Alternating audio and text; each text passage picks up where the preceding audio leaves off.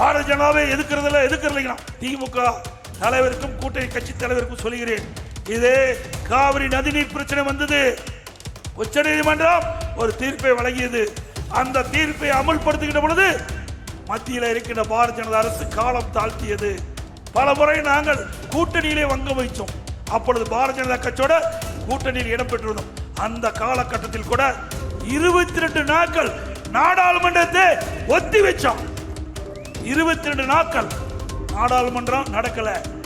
நீங்கள் எப்பொழுது உச்சநீதிமன்ற தீர்ப்பை அமுல்படுத்தினீர்களோ அப்பொழுதுதான் இந்த நாடாளுமன்றத்தை நாங்கள் நடத்துவதற்கு அனுமதிப்போம் என்று எங்களுடைய அனைத்து இந்திய அண்ணா திராவிட முன்னேற்ற கழக நாடாளுமன்ற 37 பேர் தொடர்ந்து நாடாளுமன்றத்தை தள்ளி வச்சு தமிழ்நாட்டு மக்களுடைய உரிமையை நிலைநாட்டிய கட்சி அதிமுக கட்சி.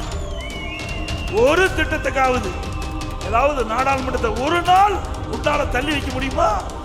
அதுக்கும் ஒரு தகுதி வேணும்.